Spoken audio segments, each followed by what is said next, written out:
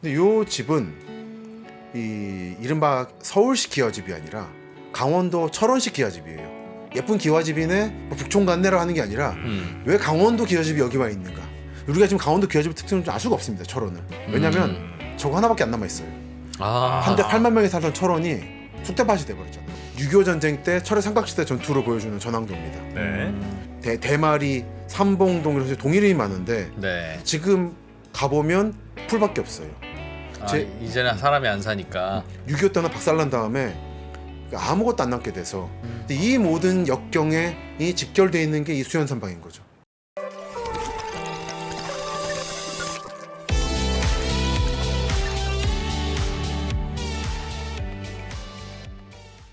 김시덕 박사의 도시 야사. 오늘도 구석구석 도시의 어떤 골목을 여러분과 함께 탐험해 보도록 하겠습니다. 반갑습니다. 정프로고요. 네, 이프로입니다. 네. 그리고 저희와 함께 동네 한 바퀴 돌아주실 우리 김시덕 박사님 어서 오십시오. 안녕하십니까. 네. 네. 반갑습니다.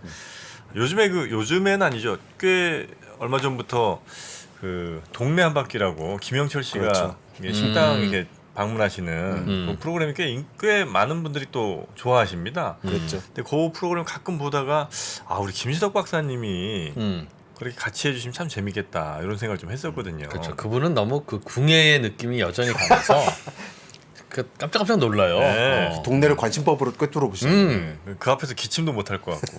누가 이렇게 부춧가루를 많이 넣었는가? 네, 우리 김시덕 박사님과 동네 한 바퀴 이제 또 코로나도 어느 정도 또 거리두기도 좀 풀리니까요. 그렇습니다. 우리 박사님과 함께 걸어다닐 그날을 기다리면서 오늘도 한번 가보겠습니다. 오늘은 어느 쪽을 한번 훑어봅니까?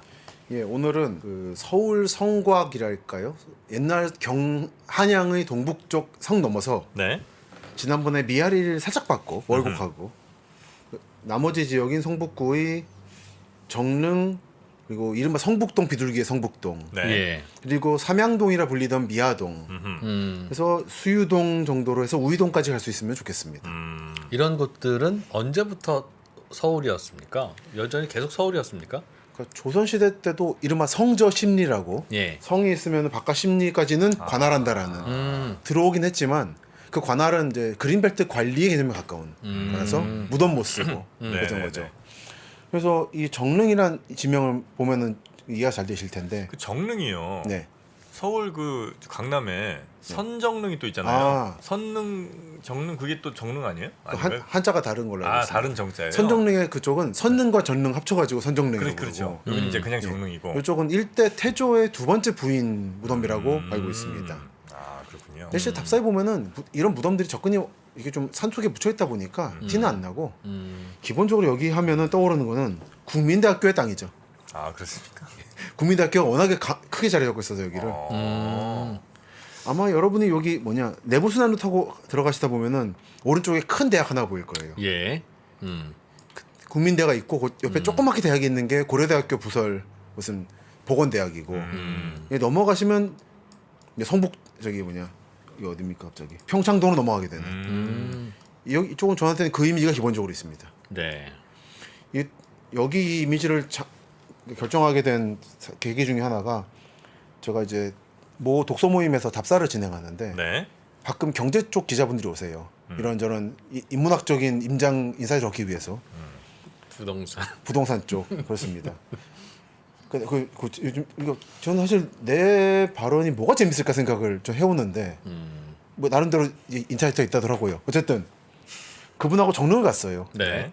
갔는데 가서 이제 이런저런 보다가 그분이 하시는 툭 던지는 말씀이 여기는 신문에 기사를 쓸 수가 없다고 사람이 관심이 없다고 정릉만 해도 그러니까 사실 서울 성곽에서 바로 옆이거든요. 네. 금천이나 이런 데 훨씬 가까운데 사대문에 그래도 한국의 오피니언 리더들이나 언론사에서는 관심이 밖에 나간다라고는 그때 한국에서 언론의 대상이 되는 거는 과연 어디까지인가라는 걸 다시 한번 생각해 보겠습니다. 요는 사대문 일부 지역하고 강남 그리고 이태원 쪽이 약간 정릉. 정릉. 왕의 릉은 아니군요. 예. 왕비의 릉. 그러니까 능이 있다고 해서 다 그런 거고요. 매번 좀 그렇습니다만 김포의 시끄러웠던 무덤도 진짜 왕은 아니잖아요. 그 인조의 아버지 나중에 왕으로 추존하는 추존왕 무덤인 거죠. 장릉도. 아 인조의 아버지. 예, 아버지니까 나중에 아들이 왕이 됐으니까 올리는. 그래서 이쪽은 그래서 아마 크게 두 부류 또는 세 부류를 보시면 돼요. 요 약간 좀 복닥복닥한 집이 모여 있는 곳이라 여러분들이 그냥 가끔 커피 마시러 가시고 오는 인식을 못 하시는데 우선은 한성대학교가 있을 겁니다. 한성대. 네, 4호선 혜화역 대학로의 동쪽이고 네. 예. 그리고 한성대학도 있고 여기 남쪽 삼선역이라고 있는 요 아래쪽에 보면 의외로 빽빽하게 주택가예요? 주택가입니다. 달동네들이 산동네가 많아요. 이쪽으로. 요게 나름대로 하나 뭐랄까 골목 답사할 때 많이 가는 곳 한성대 주변 아, 하나. 그래요? 예. 남쪽으로 내려가면은 우리가 갔던 동대문 쪽에 창신동이 나오는 거고 북쪽으로 올라가면 이제 사대문 주변이긴 하지만 조금 알 수 없는 낯선 보면 길이 복닥복닥하잖아요. 꾸불꾸불하고. 저기는 아마도 뭐 그냥 강점기나 그 좀 이후쯤에 약간 서울에 좀 외곽에 이렇게 약간 소득 높지 않은 분들이 많이 몰려 그런 사셨던 겁니다. 그 정도 맞습니다. 느낌이겠군요. 이게 그냥 막 들어간 것도 있고 서울시에서 땅만 좀 시유지 내줘서 알아서 살라는 정도로 하는 거죠. 이게 한 덩어리. 네. 여기 가시면 나중에 한성대 입구 쪽에서 맛있는 거 드실 수 있습니다. 아, 그렇습니까?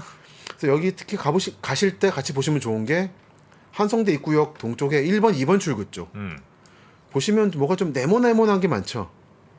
네. 여기다 계량 기와집인 거죠. 서촌 북촌에 있을 것 같은 아. 한가득 있습니다. 기와집이? 예, 계량 기와집이. 그래요. 저희가 늘 강조하는 거지만 계량 기와집은 서촌 북촌보다 요 동네에 많다. 동북쪽 지역에.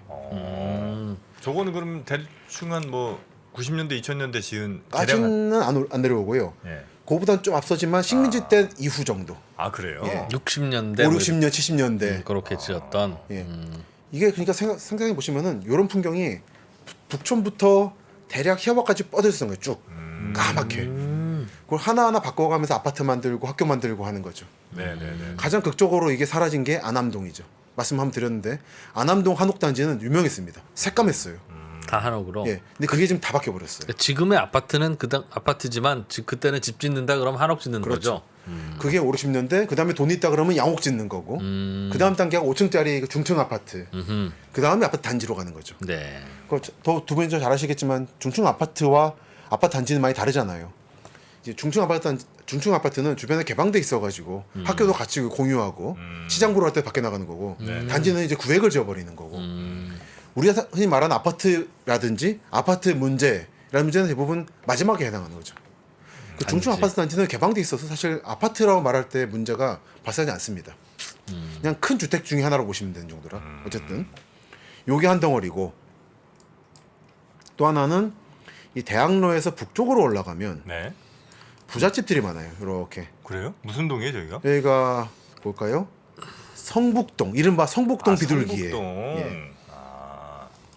여기는 두 가지가 엉켜 있습니다. 하나는 완전히 이렇게 딱 보면 집들이 복닥복닥하게 작은 것들 네. 집원이 뭉쳐 있잖아요. 네. 달동네인 거죠. 네. 있는 반면 이쪽에는 더 큼직큼직하게 음. 이게 그 성북동의 비둘기가 봤을 그 부잣집은 이쪽인 거죠. 이 두 개가 섞여 있는 굉장히 독특한 풍경입니다. 네. 제가 그냥 어디서 얼핏 네, 듣기로는 하여튼 뭐 평창동, 성북동 이제 우리 전통적인 부촌이잖아요. 그렇죠. 거기서 조금 내려온 동네가 이제 그쪽 성북동, 평창동 일하러 가시는 분들이 많이 산다. 그렇죠. 그런 일하게 얘기를 됐겠죠. 얼핏 좀 듣긴 했는데 맞나요? 그럴 겁니다. 그건 일반적으로 구도심들은 신도시에 일하러 많이 가죠. 파출부라는 용역으로. 네네네네. 지금 분당 판교 쪽에서 일하는 분들이 대체로 성남 구도심에서 가는 것처럼. 그래서 여기서 흥미로운 거는 네. 예, 몇 가지 있습니다. 제일 중요한 건 여러분들이 많이 아실 그 수연산방이라고 그 꽤 문화재급 기와집이 있고 수연 산방. 그럼 이거는 한번 볼까요? 가시- 어떻게 생겼는지. 예, 가보실 만한 곳이라 소개를 해드립니다. 사연도 많으면서 가보실 만한 성북 구립미술관이 있고 수연산방이라는 꽤 잘 지은 부잣집 기와집이 있으면서 카페로도 카페로 이용하는데 이용되고 있는. 예약해야 됩니다. 네. 문화재급이라서. 네. 근데 요 집은 이 이른바 서울식 기와집이 아니라 강원도 철원식 기와집이에요. 철원식 기와집. 그 이태준이라고 유명한 식민지 시대 때 소설가죠. 미음자 한옥 아닌가요? 이게 볼까요? 수연산방에 평면도가 나와 있으면 좋겠네요. 널찍하게 열려 있는 분위기입니다. 약간 그리고 약 근대식으로 개량도 돼 있고. 네. 저도 그때 갔다가 예약을 못해서 못 들어갔는데 이태준은 이태준 씨의 집이었어요. 예 집입니다. 요 설명을 좀 할 필요가 있습니다. 그 옛날 집에서 찍은 거죠. 철원군 출신이라고 북한 소설가로 나오죠. 북한의 그리고 소설가. 소설가예요. 이분이 근원수필이라는 걸 썼을 겁니다. 근원수필. 꽤 유명한 수필입니다. 그 식민 근대 문학에서. 네. 그래서 문장 강화라는 것도 그 작가 훈련한 분이 지금도 많이 봐요. 글 훈련할 때. 해방 전후. 게다가 나중에는 북한으로 가서 소련 기행 이런 걸 썼고. 그래서 이 집은 네. 그 가보시는 게 당연히 좋지만 되게 예쁜 집이라 갈 수 있어요, 그냥? 예약할 수 있, 예약하면 갈 수 있고 그냥 커피 파는 곳입니다. 아, 네네. 근데 갈 때 그냥 예쁜 기와집이네 뭐 북촌 간내라 하는 게 아니라 왜 강원도 기와집이 여기 와 있는가라는 거죠. 그러니까 강원도 기와집의 특징은 뭐예요? 그래서 너무 추우니까 꽉꽉 닫는 거죠. 기본적으로는 네. 바람 받기 위해서. 네. 그게 우리가 지금 강원도 기와집의 특징을 좀 알 수가 없습니다. 철원을. 왜냐하면 저거 하나밖에 안 남아 있어요. 아, 한때 8만 명이 살던 철원이 쑥대밭이 돼버렸잖아요. 보통 기와집보단 뭐가 다른데요? 그러니까 이 잘 바람을 막게 막 설계가 좀 돼 좀 있다는 더 거고. 추위를 막는 식으로 발달했다. 담이 높아요? 아니면 뭐 창이 작아요? 아니면 뭐 구들장이 얇아서 금방 제가 그쪽은 뜨거워져요? 약합니다. 그래가지고 그쪽으로 들어가시면 이제 약해지는 알고 지금 들어오시는 걸로 여튼 철원식, 이해되는데요. 그러니까 강원도식 예. 기와집. 제가 철원식 기와집을 말씀 잘 못 드리는 이유는 네. 딱 요 한 채밖에 안 남아 있어가지고 아 그렇군요. 알 수가 없습니다. 한번 왜냐하면 볼까요? 네. 여기 일단 수연산망의 분위기고 약간 요 부분은 일본식으로 바뀐 느낌이 나죠. 그래서 요것도 철원식 기와집인데 조선시대 것이냐 하면 좀 다른 거죠. 근대 기와집인 거죠. 그래서 말을 잘 못 드린 거고. 그렇겠죠. 저기가 남아 있군요. 예. 남아있는 이유는 이 이태준 씨가 집에다 뜯어왔어요. 철원에서. 경성으로. 아, 그래서 여기 있는 거예요. 아, 여기서 집을 지은 지으려고. 게 통째로 하고? 뜯어왔어요. 통째로. 아 철원에 있던 집을. 그대로 고향집을 뜯어왔어요. 그럴 수가 있나? 많이 뜯어옵니다. 네. 그러니까 뭐 자재 구하기 어려우니까. 그리고 그 고향 모습을 그대로 살리고 싶은 거죠. 야, 돈이 좀 많았나 보네. 그 당시 참, 부잣집이었다는 참 거죠. 인건비가 저렴했다는 생각도 들고. 아까 이런 정도의 집을 지을 정도면 부자죠. 당시. 그러니까 작가도 하지 않았겠습니까? 네. 근데 이 사람이 살았던 곳은 대충 여긴 거죠. 이거는 6.25 전쟁 때 철의 삼각지대 전투를 보여주는 전황도입니다. 네. 보면 태마리, 대마리, 삼봉동 이런 동일 이름이 많은데 네. 지금 가보면 풀밖에 없어요. 아, 제- 이제는 사람이 안 사니까. 6.25 때나 박살난 다음에 아무것도 안 남게 돼서 이건 제 군인 지인이 보내줬는데 네. 이 작전 지도를 보면서 너무 이상했대요. DMZ에 서 있으면서 풀밖에 없는데 왜 이렇게 지명이 많은가 여기는. 아, 그게 6.25 전 때 다 불태워버린 거예요. 그래서 그때 마을을. 예, 마을이 정말 도시가 강원도 제3의 도시가 사라져버린 거예요.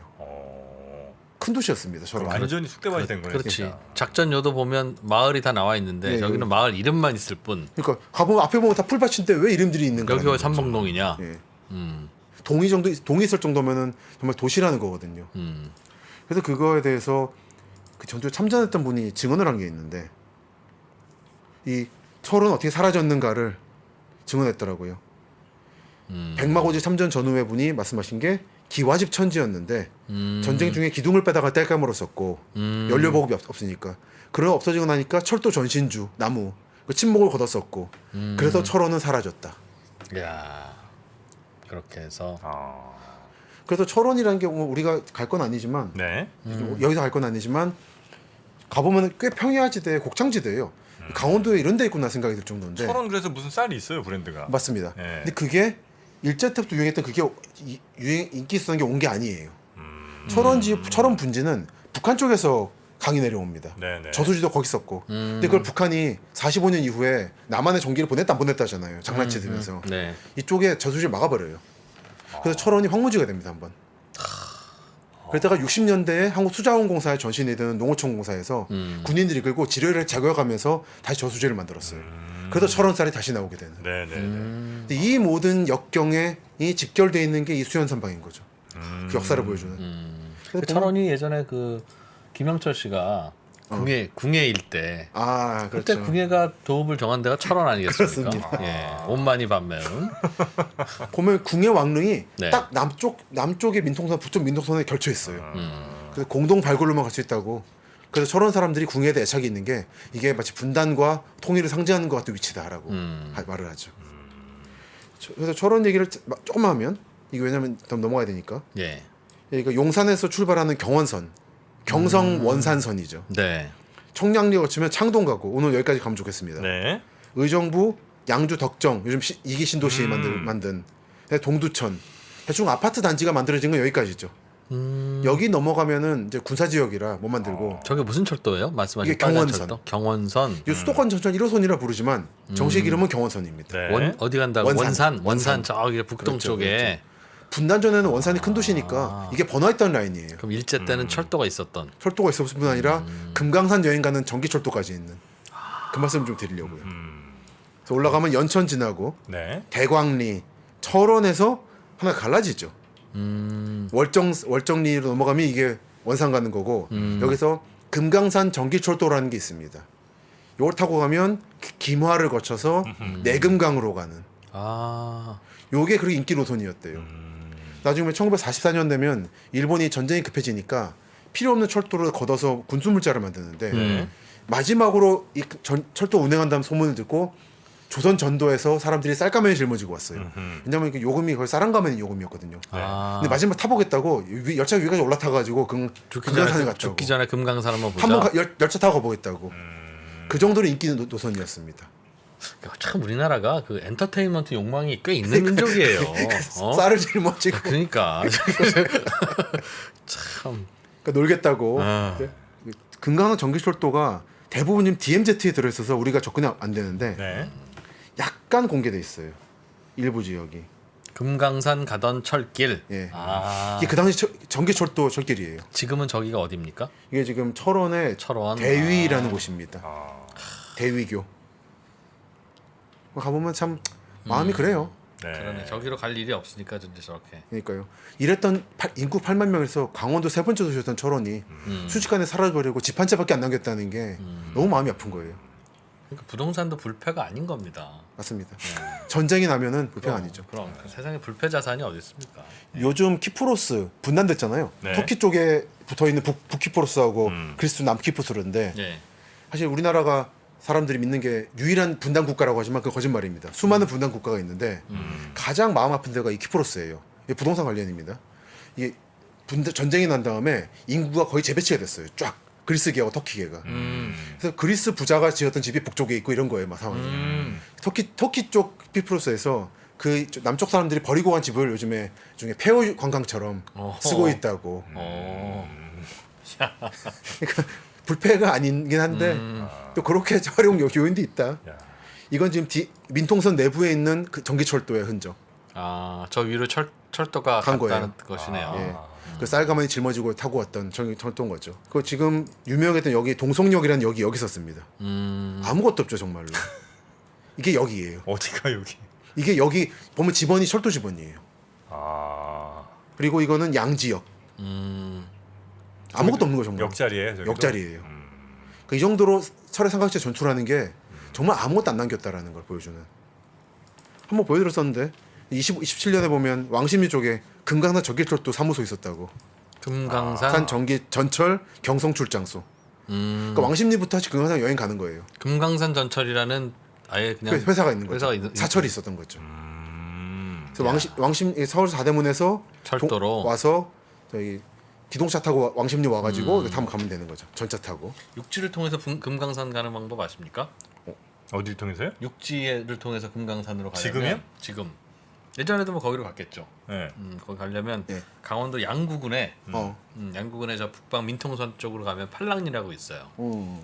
그 팔랑리 그 극길을 따라서 이렇게 월운저수지 지나서 올라가면 그게 이제 금강산 쪽으로 가는 길입니다.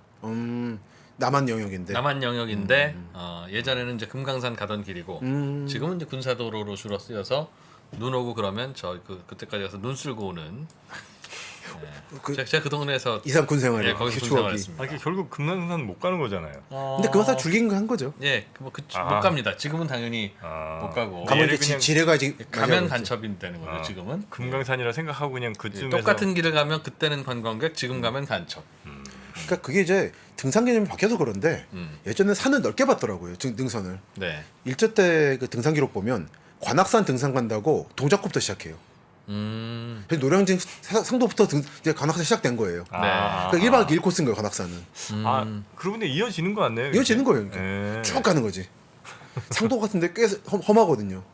관악산 줄기인 거지. 네. 마찬가지로 금강산 줄기도 사실은 뭐 거의 뭐 와 있는 거라고 저는 한번 옹호해드리고. 네. 요게 그 말씀하신 나온 김에 일제 때 금강산 안내 팜플렛입니다. 아, 일제 때 거예요, 그냥. 조선 금강산, 조선 금강산. 총독부 철도국 와. 해서 세련됐죠. 그게 어떻게 남아 있네, 저게. 제 방에 있습니다.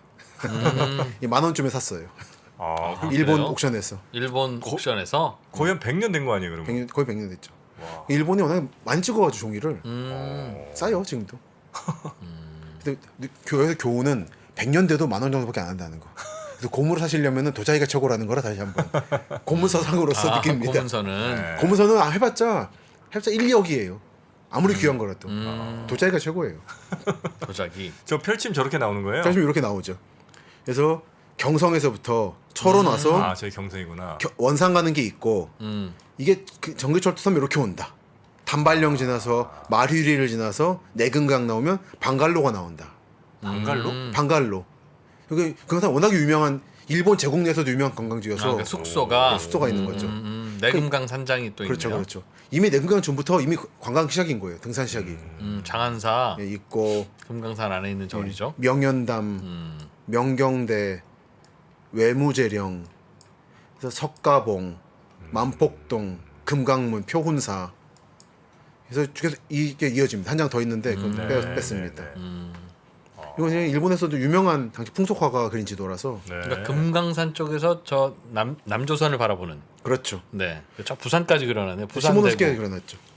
이게 뭐냐면 일본 사람들이 여행 올 때 시모노세키에서 부간페리오 타고 오면 여기서부터 저렇다. 경로 타고 가는 거죠.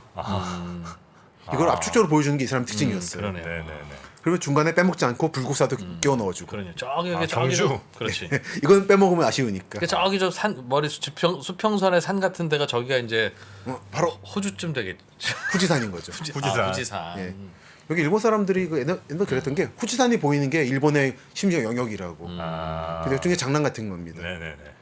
이런 분위기였고 뭐 아시다시피 철원 현재 한국에 남아 있는 거는 향교가 이런 분위기고 향교 터만 남아 있고 정말 아무것도 없어요. 정말로 아. 놀라울 정도로 아무것도 없어요. 요 예전- 하나 소개해드리려고. 이건 뭐예요? 이게 좀 요 동네에서 군부대 하다가 사고로 죽은 군인의 아버지가 세운 건데 그 아들이 훈련하다가 길이 나빠가지고 차량 사고로 죽었대요. 아이고. 그래서 아들 같은 애가 다시 나오지 않도록 길을 닦아준 거예요. 그리고 그래서 보면은 내 아들 통일을 위한 맹훈련 중에 그 뜻을 못다하고 이 굽은 길력에 순직하니 길이 굽어서 예, 이를 바로잡아 모든 이 시위가고 그 넋을 위로하며 통일의 염원으로 아들 성현과 함께 이 다리를 나라에 바치노라. 야 순직한 아들의 이름은 예, 황성현 성경. 성현이고 아버지는 황덕상 님이네요. 그런 겁니다. 그래서 그 다리 이름이 성현교. 그 다리가 있어요 지금? 그 다리가 지금은 좀 안타까운 게 지금 이제 길이 새로운 게 나버려가지고 이 길은 의미가 굳이 없어진 거기까지는 거예요. 안 가셔도 되는데 그 길이 이 옛길과 새길이 돼버린 거예요. 옛날 길보다 나아졌지만 아들의 이름을 따서 다리를 만들었네. 성현교를 하면 성현교. 이렇게. 그리고 여기 꽃 한 분도 남편이 군인이었는데 돌아가셨다고. 그래서 사모님이 꿈에서 이걸 보고는 그 이 다리를 자기가 관리하고 있다더라고요. 아 그래요. 저 뭐 비닐하우스예요? 이 옆에는 비닐하우스 하고 있는 거죠. 식물원 같은 거. 이게 뭔가 이거 아마 이게 뭐 저기 고랭지 같은 거 할 겁니다. 여기가 또 추워요. 네네. 이쪽은 철원에서 김화란 곳인데 추운 곳입니다. 김화. 예. 금화라고도 읽고 옛날에는 네. 정말로 마지막으로 정리하면 저기 이동갈비 포천과 아 이동갈비.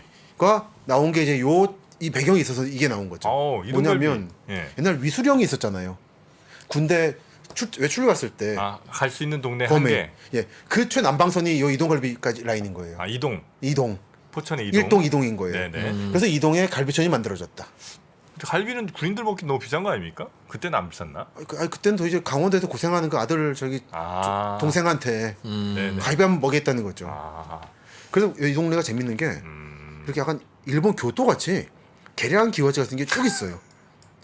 저게 다 갈비집이죠. 다 갈비집이에요. 그러니까 저 뒤에서 보면 간판들이 쫙 있고 그런 이건 거죠. 아마 저 예, 갈비집 요즘 쪽인 것 같은데 그죠? 소문난 진짜 원전 맛있는 집. 예. 그래서 요때 이제 이동 갈비하고 이동 막걸리가 뜬 거 아닙니까? 그랬는데 좀 유수령이 좀 풀렸잖아요, 많이. 네네네. 그래서 양구 같은 데 날리거든요. 이제 PC방이 바깥으로 가니까. 가버리니까. 아, 여기도 아마 이제 멀지 않은 것 같아서 이 전성기가. 아 그래요. 그래서 한번 이제 향수의 차원에서 답사를 갔었죠. 이동갈비 저 동네가 한 그러면 8, 90년대 뭐 그때까지. 요정대가 그렇죠. 이제 번성이었죠. 권성야가 그때군요. 그 아시다시피 6.25 때 그 6.25 직전에 군인 3분의 1이 외출로 갔었다는 거 아니에요. 그래서 이게 대응이 어려웠고 일요일이라. 일요일이라. 네. 그래서 한국이 군인들이 외출을 배우기 그렇게 어려웠던 겁니다. 그때 경험이 있어가지고. 근데 이제는 좀 다 달라졌기 때문에 풀어주는 거죠. 네, 이건 뭡니까? 이게 포천 이동 지역의 미군 기지촌 시설 흔적입니다. 양풍점이 있으면은 미군 기지촌이잖아요. 아, 라사 이런 것들. 양품. 예. 아 무슨 라사, 예, 라사, 라사, 맞아. 예. 사라사, 포르투갈어 한 거, 태성 최신 라사 아, 하고 대우 탱크 정신. 저 옛날 거구나. 예. 둘 다 서로 사람마다 감탄하는 포인트가 다른데 아래 감탄하는 분도 많으시더라고요. 탱크. 저게 그러면 지금은 뭐 영업하시는 곳은 아닌 아닌 거고. 거죠. 맞습니다. 예. 아, 그래서 이렇게 이 모든 포천과 강원도 이야기가 이 성북동 정로 하나에 뭉쳐 있다. 거기에서 여기까지 이어지는- 왔습니다. 아, 그리고 이제 마무리하기 전에 네. 하나 더 가보시는 김에 두 가지를 더 보시면 좋은데, 하나는 아까 성북동 말씀드리면서 부잣집이 많다고 했었죠. 음흠. 여기를 일명 꽁의 바다 마을이라 불렀어요. 언제요? 꽝의 바다 마을? 60년대부터 한 7, 80년대까지. 하나 이름이 꽁의 바다 마을, 하나는 대교타운. 대한교육 쪽에서 개발했다 그래서. 아, 꽁의 바다는 꽁이 많이 나왔대요 실제로. 산이 옆에 있어서. 그래서 보면 제가 사진 찍어왔죠. 다들 무슨 말인지 모르셔가지고 이런 분위기예요. 부잣집이죠. 네. 이태원 뭐 이런 거 같은. 네. 이렇게 있어요. 꽁의 바다 경비실. 예, 그 타운 이름이 그거예요. 어. 아, 마을 타운 이름이 예, 꽁의 바다. 꽁의 바다 타운이에요. 성북동 거의 전체가. 그 중에 부잣집 부잣집 쪽. 있는 동네. 중에서 거기가 약간 안쪽에. 안쪽에 저 위쪽 산 위쪽으로. 그렇죠, 그렇죠. 여기 저기 북악 스카이웨이에서 이렇게 쭉 내려가고 하면서 이어진- 동쪽으로 가시면 가는 네, 거죠. 그런 맞습니다. 거죠. 국민대 통과하고 나면 여기 나오는 거죠. 아, 꽁의 바다 예. 경비실. 그리고 한편으로는 대교 건재철물이라고, 이제 대교 타운이라는 이름은 사라졌는데 꽁의 타운 이런 느낌 경비실은. 아, 옛날 부자 동네들은 저런 경비실이 마을 입구에 좀 있었나 봐요. 그렇죠. 공동 경비로 그냥 하나 네. 세워놓은 거죠. 왜 그 유엔 빌리지 가도 아 그렇죠, 그렇죠. 저기 있잖아요. 맞습니다. 앞에 있죠. 네. 괜히 눈치 보고 막. 그러니까 아까 꽁의 바다는 좀 안쪽에 부잣집이고 네. 대교는 약간 보금용이었나 봐요. 그래서 이렇게 길가에 있는데, 그 당시 대교 이름이 건재철물이라고. 남아있군요. 예, 그러니까 당시 타운의 흔적은 없는데 이렇게 이름으로만 남아 있는 대교하는 식으로. 이게 여러분이 아시는 그 대교의 대교입니다. 대교 그 회사 예, 그 대교요? 회사 대교의 그 대교예요. 어. 회사가 조성도 한 거예요. 왜 거길 뭔데요? 그냥 뭐 수익 사업으로. 마을을. 예, 마을 조성했습니다. 아, 꽤 보면은 네. 여러분이 지금 상상할 수 없을 정도의 회사들이 이런저런 조성을 많이 해요. 아 그래요? 오늘 아마 그 삼성생명 여기도 나올 텐데, 삼성생명의 전신인 동방생명이 조성한 마을도 있어요. 정릉에는 동방단지라고. 네. 아, 그러니까 초창기에는 그 회사들이 네, 그 건축 시행업도 했다.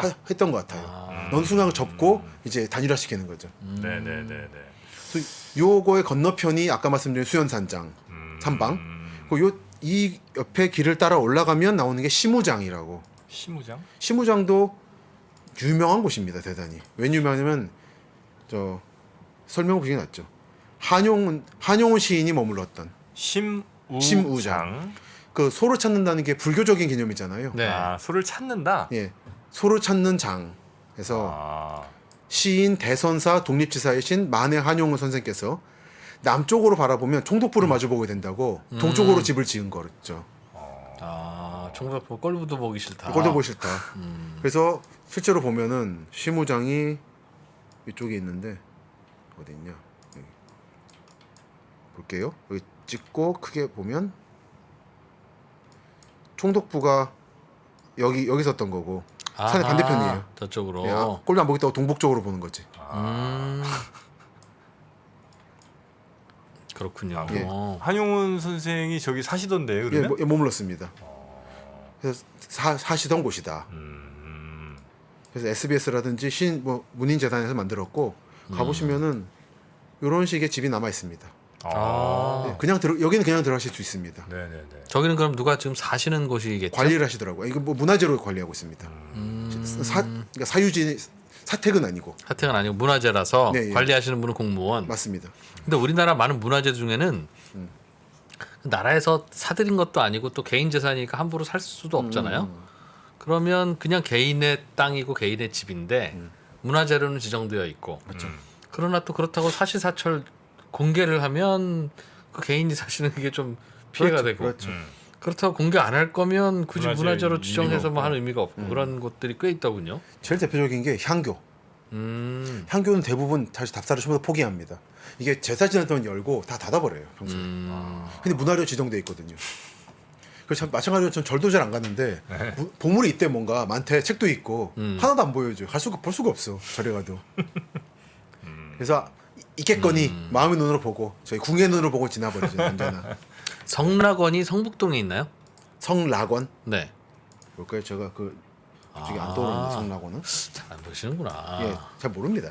성북동 별서 아 저기 뭐 저기 성락원 저기 네, 되어 있는데. 맞습니다. 뭔데요, 유적지. 저게? 자 이거는 좀 선생님의 설명을 추억이 좀 좀 있는 곳인 모양이죠? 저게 여기 있다, 여자친구랑. 여자친구는 아닙니다. 저기는 요즘 잘 못 들어가는 곳이기도 하는데 네. 저게 그 조선 시대 귀족의 별장이었다가 그 조선 말 쪽의 의친왕의 별궁으로 성락원. 사용됐던 곳인데 들어가 보면 그냥 산이 펼쳐져요. 내설악이 갑자기 나타난다 이렇게 생각하시면 됩니다. 왜? 그냥 바깥에서 보기에는 그냥 평범한 대문인데 그 대문 열고 들어가면 새로운 세상이 열리는. 새로운 것 같은. 세상이 열리는. 그래서 조선의 그 정원. 그래서 예전에는 저기에 이제 외교 사절들 묻기도 하고 네네. 편하게 지내시라고. 그랬는데 이 성락원이 제가 기억이 났는데 사실 이게 논란이 있습니다. 이 성격에 대해서. 어떤 굳이 구체적으로 언급하고 싶지 않은데 특정 신문과 특정 문화재 관계자가 대대적으로 띄웠다가 그게 맨 공격을 받았어요. 사실은 아니라는. 문화재 아니다. 그래서 이제 명성에서 박탈됐어요. 그래서 이름이 성북동 별서가 됐습니다. 이제 성락원에서 신락원으로 바뀌었습니다. 그럼 명승에서 박탈되면 뭐가 어떻게 되는 겁니까? 그러니까 그냥 이제 해제돼서 그냥 개인 집이 되는 거예요, 별서? 그럼 뭐 소유가 있으면 그렇게 되고. 별서가 뭐예요, 별서가? 명승이 안 됐고 성북동 별서. 어. 아유, 저런 게 원점에서 재검토해서 그렇죠, 그렇지. 명승 이 이름을 성락원이라는 걸 지우고 그냥 성북동에 있는 그냥 건물이다라는 식으로 재지정하고 급이 그렇게 높지 않은. 높다고 증명하기에는 근거가 부족하다라고 네. 기억이 났습니다. 네. 굉장히 이런 말이 나올 정도, 엉터리 문화의 논란이 나올 정도로 꽤 시끄러웠어요 한동안. 뭐 그런 걸 소개하고 그러세요. 아니 근데 이게 얘네 거 맞습니다. 맞아서 하는데 조금 이게 이조판서 심상은이라는 사람이 등장하는데 네. 실존 인물이 아니래요. 아, 그래요? 그래가지고 이게 좀 붕 떴어요. 어쨌든 어떤 가족이 살고 있는데 네 맞습니다. 예쁜 집입니다 실제로.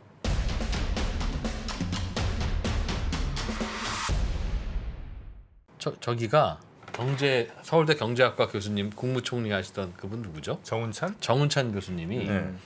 대학 다닐 때 저 네. 집으로 네. 가정교사를 갔답니다. 어. 그래서 들어가면서 그분도 이제 어릴 때는 좀 넉넉하지 못한 집안 형편이었나 봐요. 보면서 야 진짜 이런 집도 집이 있구나. 있구나. 이런 집도 있구나. 라는 걸 여러분 깨달았다고. 네. 그 집의 과외 선생님을 추천해 주신 분이 그 복거일 씨. 복거일 씨가 그분 선배였대요. 그래서 네네네. 본인이 과외를 하다가 아마 넘긴 것 같은 느낌. 제가 저의 일생을 통틀어서 가장 아름다운 집이에요? 뭔가를 보고 나서 돈 욕심이 생긴 유일한. 그래요? 저는 그런 거 잘 없거든요. 차를 봐도 참 좋은 차네. 좋겠다 이 정도지. 진짜 저 차를 갖고 싶어서 내가 돈을 벌고 싶다 이런 생각이 전혀 안 드는 사람인데 저 집은. 저 집 들어가니까 정말 돈이라는 건 좋은 거구나.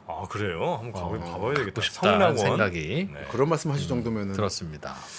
알겠습니다. 자, 그러면 시무장에서 조금만 더 이어가겠습니다. 네, 시무장. 예. 시무장 가시는 김에 많은 분들이 가시는 코스가 하나 있어요. 길을 넘어갈 수가 있는데 넘어가면 이런 마을이 하나 나옵니다. 북정 마을이라고. 여기 요즘에 꽤 많이 가요 사람들. 저기 서울 그 구도심 근처에 있는 산동네 그런 느낌으로. 네. 북정마을 북적북적 된다가 북정마을입니까? 북쪽에 우물이라는 뜻이 아닐까 싶은데 뭐 이런 느낌. 그냥 동네 그냥 느낌인데요. 동네인데요. 그래서 북정 우물 미니 쉼터 아마 북정 우물일 겁니다. 그래서 서울 미래유산이에요. 마을인 자체가. 미래유산. 그러나 뭐 특별하게 뭐가 가면 좋은지는 안 보입니다. 길은 제가- 약간 좀 독특하게 돼 있는 것 같긴 한데요. 그 동네가 이렇게 아담한 느낌이라서 이 아이고야. 정릉의 전체 성북동이 내려 보여요. 이 마을에 가면. 그래서 따뜻한 느낌이 든대요. 그래서 많이 좋아합니다. 네. 이게. 좋아하고 그 중에 제가 좋아했던 거는 네. 딴 것보다 저는 이런 거 좋아하니까 그걸 왜 줘? 소방도로 준공기념탑 있더라고요. 서기 1983년 4월 25일. 이런 거 보면 마을의 사정을 드러내주고 있어서 성북동 북정 노인회에서 아마 이게 산길이고 해서 길이 좁고 해서 불 많이 났나 봐요. 그래서 길을 넓히는데 돈 좀 줘서 해서 하고 기념할 나서- 만한 일이 된 거예요. 그러니까 이 동네가 참 힘들었겠구나, 길이 좁았겠구나 생각을 하게 되는 거죠. 예. 비석을 보면. 이거 찍었더니 노인분들이 뭐 찍냐고, 이거 왜 찍냐고 그러더라고. 뭐 이런 뭐 벽화 마을이 돼 있습니다. 현재 꽃도 좀 기르고 약간 카페도 돼 있고 갤러리 돼 있다든지. 그래서 가시는 김에 시무장만 보면 약간 썰렁해요. 건물 하나 있는 거라서 세트로 보시면 좋습니다. 시무장 플러스 북정 마을. 북정 마을 네. 정도로 보시면 좋겠습니다. 거기 뭐 카페 같은 게 좀 그래도 거기서 내려가시면 내려. 여기가 북정 마을이고 좀 내려오시면은 뭐 성북초등학교라든지 이쪽에는 뭐 많죠. 뭐 돈가스집도 많고. 그래요? 예, 여기 맛집 타운입니다. 아마 아실 거예요. 가보시면 아실 겁니다. 저기 뭐 중국집도 하나 큰 거 있고 한 그 동네 같은데. 그건 몰랐습니다만 네. 있을 법합니다. 네. 알겠습니다. 자, 그러면 오늘은 저희가 정릉이 시작해서 강원도 철원까지 한번 갔다가 뭐 성북동에 성북동에 다시 끝나서. 돌아와서 시무장. 돈가스까지 먹었습니다. 네. 네. 커피도 자, 마셨죠. 다음 시간에도 요 근처 어딘가를 또 가시겠죠? 꼭 북쪽의 정릉 쪽을 보죠. 정릉 쪽. 알겠습니다. 정릉. 자, 그러면 우리 김시덕 박사님과 함께한 오늘 서울 여행 요 정도로 마무리하고요. 다음 시간에 또 재밌는 이야기 보따리 들고 찾아뵙겠습니다. 함께해 주신 여러분 대단히 고맙습니다. 감사합니다.